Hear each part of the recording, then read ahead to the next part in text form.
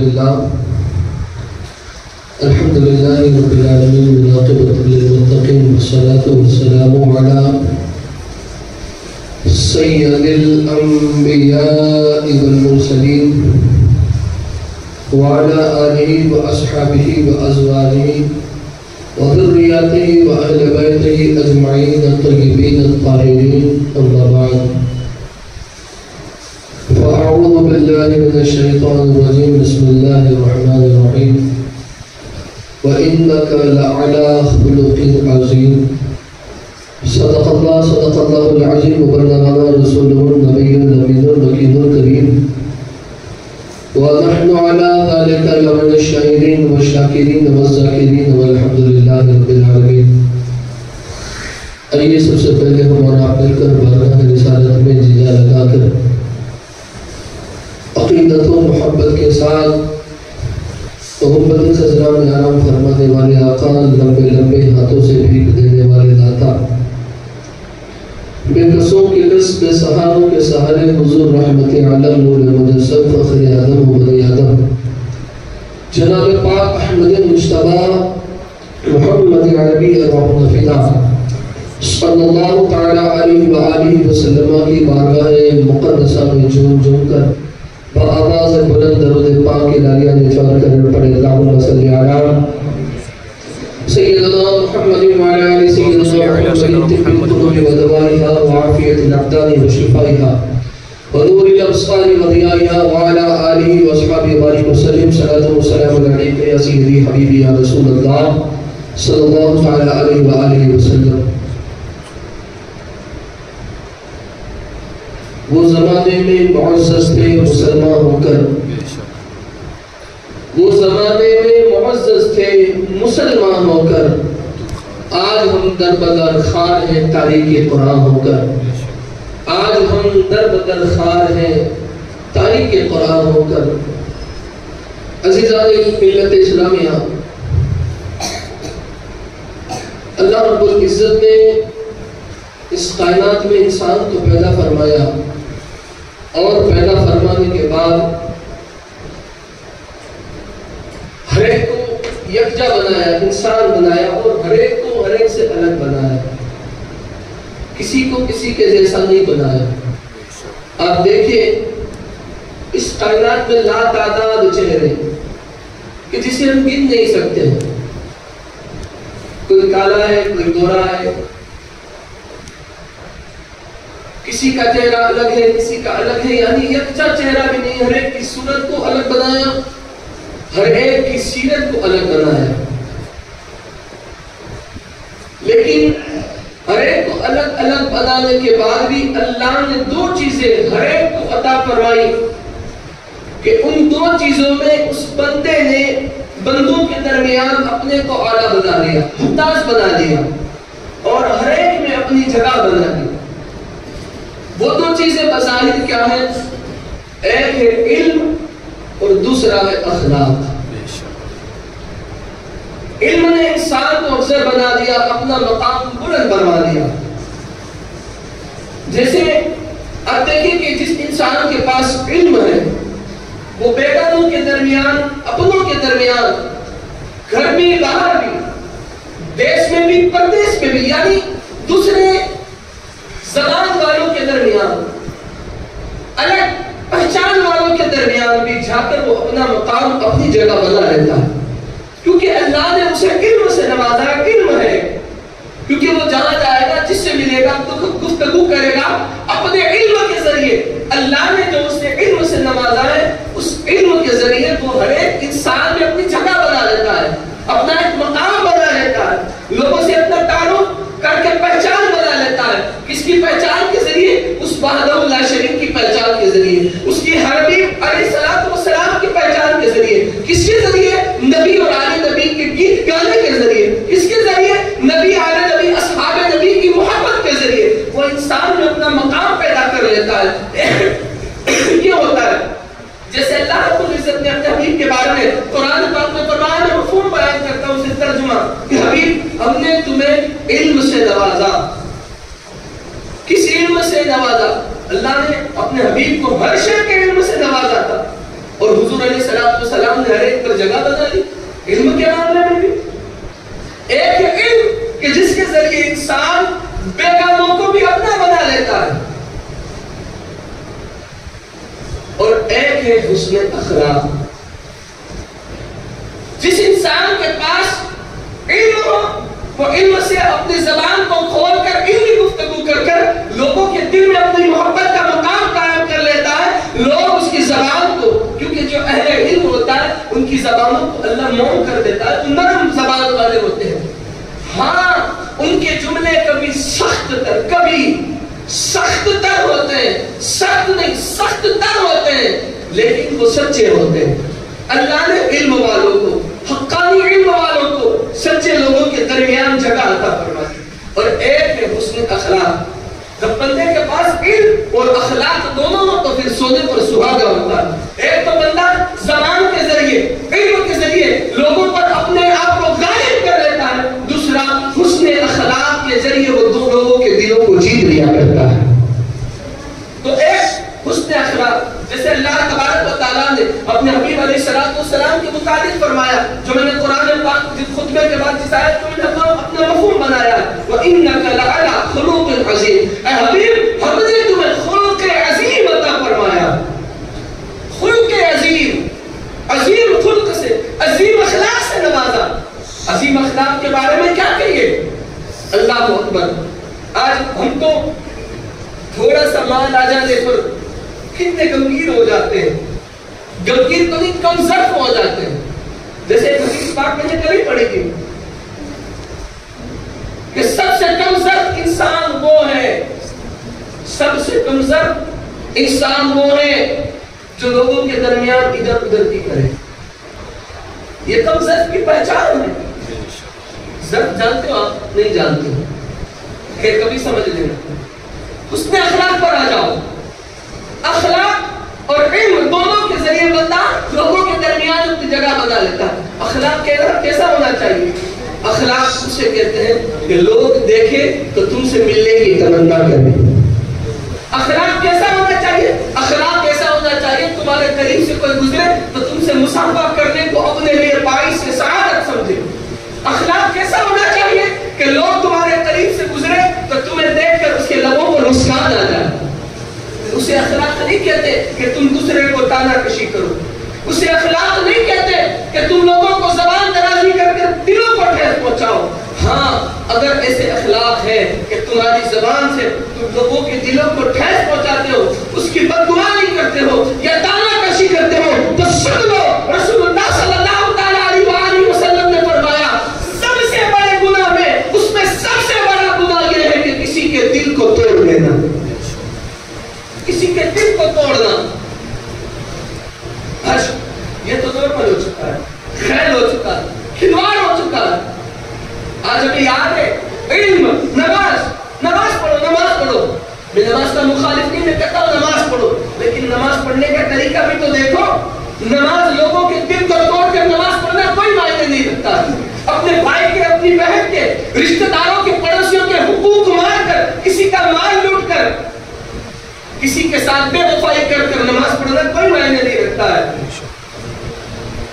نماز تیرے ہاتھ باندھنے کو، تیری پیٹھ جھکانے کو، گردن کو زمین پر رکھنے کو نہیں کہتے ہیں. نماز کیا ہے کہ دل تیرا صاف ہو، تو رب کی بارگاہ میں اس حال میں کھڑا ہو کہ تیرا دل پاکیزہ ہو اور اندر سے گواہی دے رہا ہو بندے تجھے تیرا رب دیکھ رہا ہے.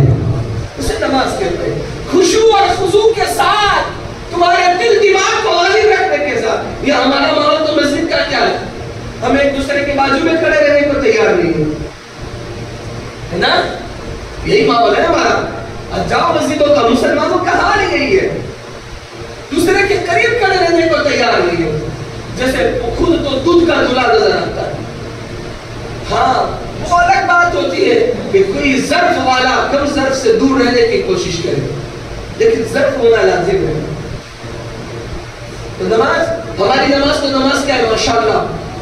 میں نے واقعہ پڑھا تو مجھے بڑی خوشی ہوئی، مجھے بڑی خوشی ہوئی. کیا واقعہ پڑھا؟ ایک بندہ تھا عشاء کی نماز کا بڑا پابند تھا. کبھی اس کی جمعہ نہیں چھوٹتی تھی، کبھی عشاء کی جماعت نہیں چھوٹتی تھی. ایک دن بندے کی جماعت چھوٹ گئی. غور سے سننا.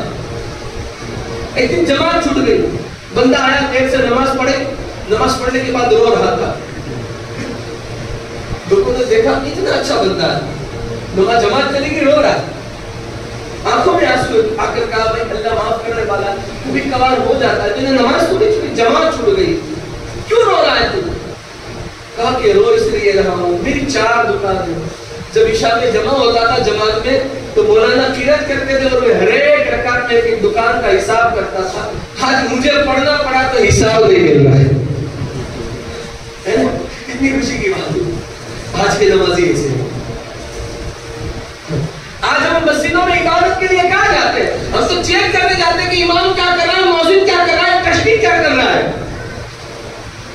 سر آج ہم مسجد میں عبادت کرنے کہاں جاتے ہیں؟ لگاؤ بیت، اپنی کی بیت بناؤ، دودھ کھانے رکھو، پوری مسجد بڑھ جائے گی.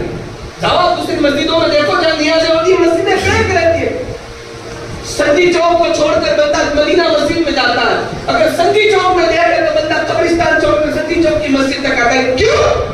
عبادت کے لیے نہیں، کھانے کے لیے. کہیں تمہیں تمہارا نفس ہلاک نہ کر دے، کھانا ہلاک نہ کر دے. یہی وجہ ہے آج ہماری کمزوری کی، آج یہی وجہ ہے ذلت کی. دوستو عبادت کی طرح کرو.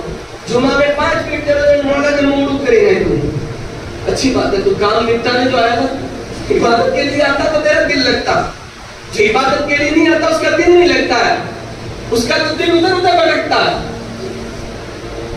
میں عرض کر رہا تھا حسن اخلاق پر سرکار کے لیے اللہ رب العزت نے فرمایا وَإِنَّكَ لَعَلَىٰ خُلُقٍ عَظِيمٍ. محبوبوں نے تمہیں خلق عظیم عطا فرمایا، اخلاق سے نوازا، خلق سے نوازا. آج ہم اس رسول کے امتی پھر بھی جنتی. امتی ہونے کے لیے ناطے جنتی ہے لیکن کردار کے ناطے نہیں ہیں. ہم عمل بھی دیکھیں. میں نے کہا تھا پہلے ہی کہ 5 وقت اور تہجد کا پابند ہے لیکن بھائی کا حصہ مار لیا ہے. حضرت نے 10 مرتبہ حج کی ہے لیکن بہن کا حق ادا نہیں کیا ہے، تو تیری وہ حج، وہ تیری عبادت تیرے منہ پر ماری جائے گی. اللہ نے تجھے 2 چیزیں عطا فرمائی نا انسان بنا کر، ایک ہے حقوق اللہ اور دوسرا حقوق العباد. حقوق اللہ نماز روزہ حج و زکات یہ اللہ کے حق ہے، اور رب کی رحمت جوش میں آئی تو محشر میں تجھے وہ رب بخش سکتا ہے کہ جہاں تجھے اپنے حقوں کو معاف کر دیا. لیکن حقوق العباد جو بندے کے حق ہے، بھائی کا حق، بہن کا حق، ماں کا حق، باپ کا حق، رشتہ داروں کا حق، پڑوسیوں کا حق، اگر اس میں سے کسی کا حق مارا ہے تو اللہ اسے معاف نہیں کرے گا. اللہ بھی معاف نہیں کرے گا جب تک کہ وہ بندہ تجھے معاف نہ کرے. آج خدا حضرت کی طرف سے مسجد میں بڑی دیگ رکھی گئی ہے، مال کون سا ہے وہ بھی تو دیکھو. کہیں تمہاری یہ نیاز دوسرے 100 نمازیوں کی عبادت کو بیکار تو نہیں کر رہی ہے حرام کا لقمہ کھا کر.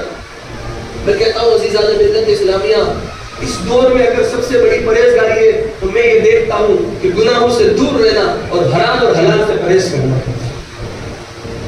جسے پرہیزگاری کے لیے بتا رہے ہیں کہ تم پرہیزگار بتاؤ. پرہیزگاری میں بتایا گیا قول کہ سب سے بڑی پرہیزگاری ہے کہ تم گناہوں سے بچو. مسجد میں عبادت کرنی ہے، باہر نکلنے کے بعد کسی کی گلا کرنی ہے، وہ عبادت کیا کرتی ہے؟ یہ تم نیکیاں اپنی ایسی تھیلی میں ڈالتے ہو کہ جس تھیلی میں بڑے سرنگ ہے. ایسی عبادت نہ کرو، ایسی عبادت نہ کرو. عبادت اللہ کو راضی کرنے والی کرو، جاسوسی والی نہیں، رب کی رضا والی کرو. عبادت میں چوری نہ کرو، عبادت دینداری سے کرو اور اپنے حسن اخلاق کو عظیم بناؤ. اللہ کے رسول صلی اللہ علیہ وسلم کی زندگی پڑھے، حسن اخلاق پر کیا زندگی ہے سرکار کی. ایک مرتبہ اللہ کے رسول علیہ السلام مکے میں ٹہل رہے ہیں، رات کا وقت ایک بڑھیا ہے اور بڑھیا ایک گٹری باندھے گٹری کو رکھے ہوئے کھڑی ہے اور وہاں سے محمد عربی کا گزر ہوتا ہے. رسول اللہ صلی اللہ علیہ وسلم آقا پاک کا گزر ہوتا ہے. حضور جب گزرتے ہیں جوانی کا عالم ہے سرکار کی. کہا بھائی کیا بات ہے؟ کہا کہ فلاں منزل تک جانا ہے. کہا کیوں؟ کہا کہ سنا ہے ایک جادوگر دیکھنا، یہ کل ظرفوں کی پہچان ہوتی ہے کہ وہ کرامت کو بھی کالا ڈولا اور ایسا ویسا کہہ دیتے ہیں. کم ظرفوں کی پہچان ہوتی ہے اور یہ تو پھر سرکار کے معجزے کی مدد کر رہا ہوں.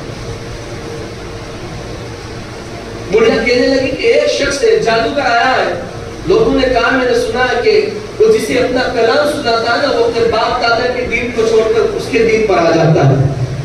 میں یہ نہیں چاہتی ہوں کہ اپنے باپ دادا کے دین کو چھوڑوں، میں یہ چاہتی ہوں کہ میری موت، میرا فوت ہونا، میرا مرنا ہمارے باپ دادا کے دین پر، میں اپنے باپ دادا کے دین پر مرنا چاہتی ہوں۔ اس لیے میں نے سوچا کہ دین چھوڑنے سے بہتر ہے کہ اپنا گھر مکان سب چھوڑ کر چلی جاؤں۔ حضور پاک صلی اللہ علیہ وسلم سن رہے، آقا نے کچھ نہیں کہا، کوئی کم ضرب ہوتا تو ہے، لیکن ضرب والوں کی پہچان کیا ہے؟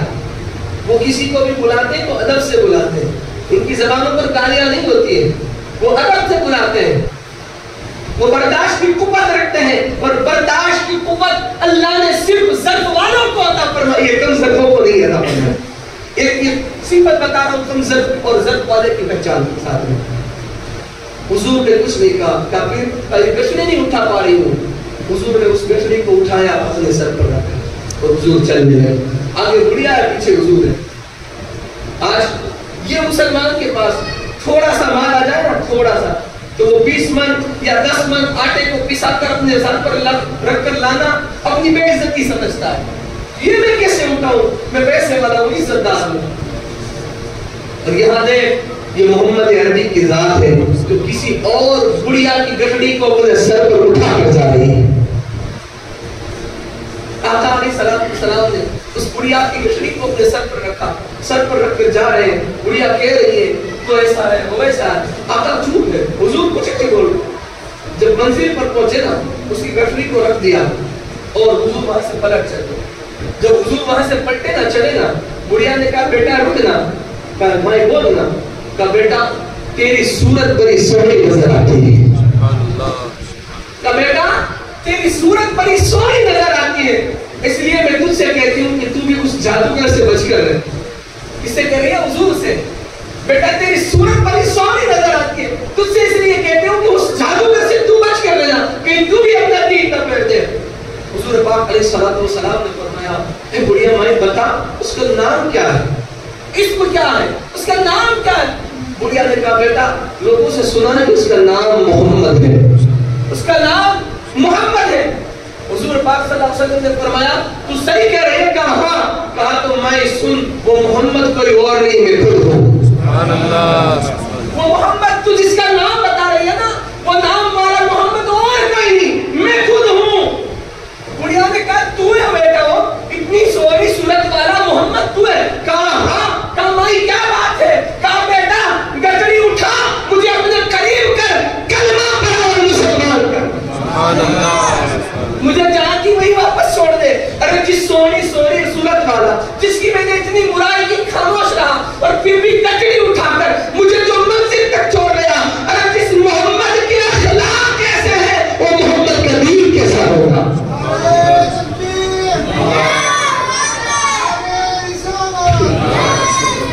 جس محمد کے اخلاق کیسے ہیں۔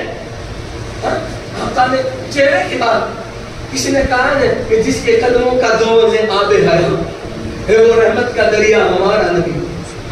جس کے قدموں کے دور آب حیات کہاں ہے شاعر، جن کے قدموں کے دور کو آب حیات کہاں ہے، ان کے چہرے کا عالم کیا ہوگا؟ تبھی تو ہم کہتے ہیں کہ جب حسن تھا ان کا جلوہ نما، انوار کا عالم کیا ہوگا؟ ہر کوئی فدا ہے بن دیکھے، دیدار کا عالم کیا ہوگا؟ اخلاق، سرکار کے ایک اخلاق نے اس کے دل میں جگہ کر دی، کلمہ پڑھ کر مسلمان کر۔ اور یہاں کلمہ پڑھنے والے کا اخلاق کیا ہے؟ گھر تو گھر، بار تو بار، اپنے ادب کرنے والے لوگوں سے اس کے اخلاق کیا ہے؟